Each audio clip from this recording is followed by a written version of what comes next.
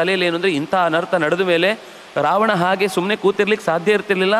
ಕೂಡಲೇ ಬಂದು ನಮಗೆಲ್ಲರಿಗೂ ಅಲ್ಲಿ ಸಮಾಧಾನ ಹೇಳಿ, ನಿಮಗೋಸ್ಕರ ಕಮ್ಮನೆ ಮಿಡಿದಿದ್ದೇನೆ, ಸಂತಾಪ ಸೂಚಿಸಿದ್ದೇನೆ, ನಿಮ್ಮ ಪರವಾಗಿ ನಾನು ನಿಲ್ತೇನೆ ಅಂತ ಹೇಳಿ ಬರಬೇಕಿತ್ತು. ಬಾರದೆ ಇಲ್ಲಿ ಇನ್ನೂ ಕೂಡ ಯಾವುದೋ ಸಣ್ಣ ಪುಟ್ಟ ಯೋಚನೆಗಳ ಮಧ್ಯದಲ್ಲಿ ಬೇಜವಾಬ್ದಾರಿತನದಿಂದ ಭೋಗಗಳಲ್ಲೇ ಬಿದ್ದು ಹೋಗಿದ್ದಾನಲ್ವ ಅಂತ ಅವಳಿಗೆ ಆಕ್ರೋಶ ಹೆಚ್ಚಿಬಿಟ್ಟಿದೆ. ಅಯುಕ್ತಚಾರಂ ಮನ್ಯೇ ತ್ವಾಂ ಪ್ರಾಕೃತೈ ಸಚಿವೈರ್ವೃತಂ ಸ್ವಜನಂತು ಜನಸ್ಥಾನಂ ಹತಂ ಯೋ ನಾವಬುಧ್ಯಸೆ. ಮುಂದೆ ಅದನ್ನೇ ಬಾಯ್ಬಿಟ್ಟು ಹೇಳ್ತಾಳೆ.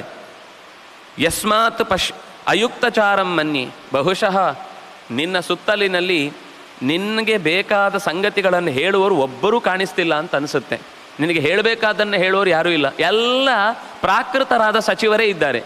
ಅವರಿಗೇನೇನು ಗಿಟ್ಟತ್ತೆ, ಅವರಿಗೇನೇನು ಸಿಗುತ್ತೆ, ಇಷ್ಟನ್ನು ಮಾತ್ರ ಹೇಳಿ ನಿನಗೆ ಮನಸ್ಸಿಗೆ ಅಲ್ಲಿಂದ ನಮಗೆ ಇಷ್ಟು ಕರ ಬಂದಿದೆ, ಕರ ಬರದೇ ಇರುವುದರ ಹೇಳುವುದೇ ಇಲ್ಲ.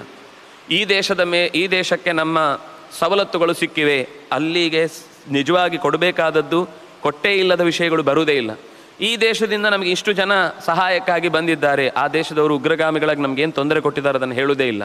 ಈ ರೀತಿ ಬಾಲಿಶರಾದಂತಹ ಸಚಿವರನ್ನು ಸುತ್ತ ಇಟ್ಟುಕೊಂಡು ನೀನು ನಿನ್ನ ಅವಸಾನವನ್ನು ನೀನೇ ತೋಡಿಕೊಳ್ತಾ ಇದ್ದಿ. ಇದರಿಂದ ಸ್ವಜನಂತು ಜನಸ್ಥಾನಂ, ಸ್ವಜನಂ ಖರ, ದೂಷಣ, ತ್ರಿಶಿರರೆ ಮೊದಲಾದ 14,000 ದೊಡ್ಡ ಮೊತ್ತದ ಅತ್ಯಂತ ಗಟ್ಟಿಮುಟ್ಟಾದ ಸೈನ್ಯ ನೀನು ಕಳ್ಕೊಂಡಿದ್ದಿ. ಅಷ್ಟೇ ಅಲ್ಲ, ಜನಸ್ಥಾನವೂ ನಮ್ಮ ಕೈ ತಪ್ಪಿತು. ಆ ಜನಸ್ಥಾನದಲ್ಲಿ ಇಲ್ಲಿ ತನಕ ಅಂದರೆ ದಂಡಕಾರಣ್ಯದ ಆ ಅಷ್ಟು ಪ್ರದೇಶದ ಭಾಗಗಳೆಲ್ಲವೂ ಕೂಡ ಈ ರಕ್ಕಸರ ವಶದಲ್ಲಿ ಇದ್ದದ್ದು ಈಗ ರಾಕ್ಷಸರಿಂದ ಮುಕ್ತವಾಗಿ